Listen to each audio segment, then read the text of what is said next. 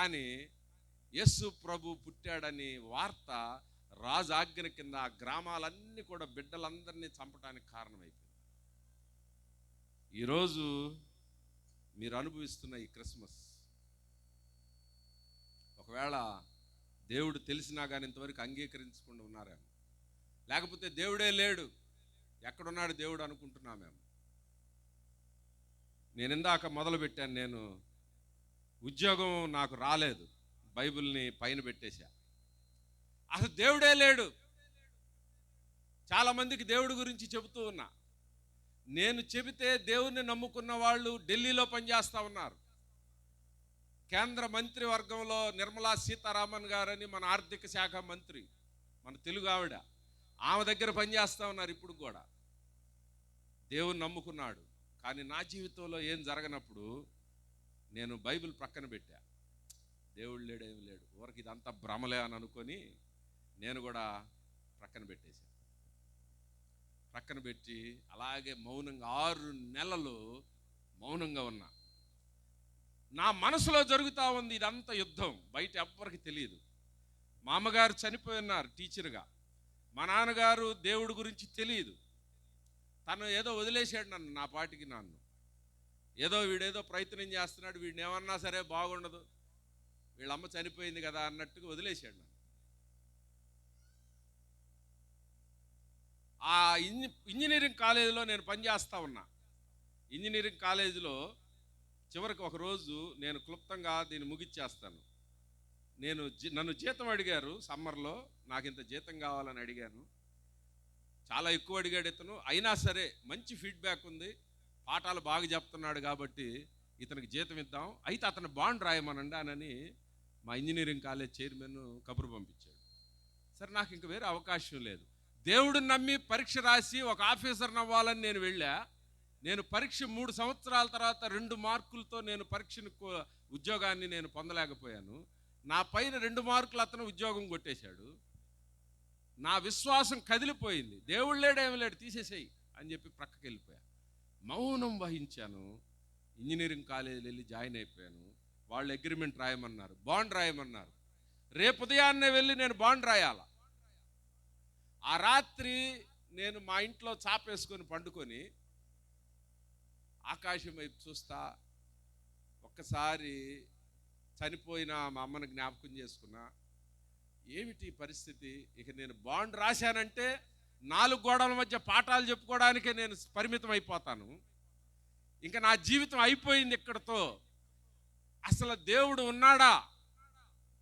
ఏమిటి నా జీవితం ఇలా అయిపోయింది? అసలు యేసు ప్రభు అనే వ్యక్తి ఉన్నాడా? అసలు ఇదొక భ్రమ అన్నట్లుగా నేను, నా కళ్ళల్లోంచి నీళ్లు కారుతా ఉన్నాయి, అలాగే నిద్రలోకి జారిపోయాను. నేను ఉదయాన్నే లేస్తే నేను ఒంగోలు వెళ్ళి నా ఇంజనీరింగ్ కాలేజీలో నేను బాండ్ రాయాలి. ఎందుకంటే నేను అడిగినంత జీతం ఇవ్వడానికి సిద్ధపడ్డారు వాళ్ళు.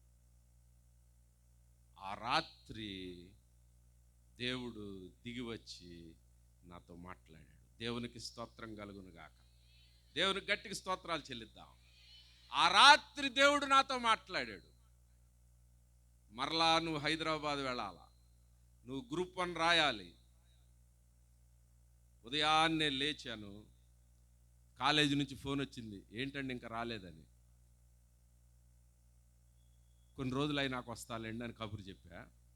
ఈలోపు 2-3 రోజులు గడిచినాయి. హైదరాబాద్ నుంచి నా స్నేహితులు ఫోన్ చేశారు, రేయ్ నువ్వు ప్రిలిమినరీ ఎగ్జామ్స్ పాస్ అయ్యావు, వచ్చేసే మెయిన్స్ రాయడానికి అని అన్నారు. చాలా సంతోషం వేసింది.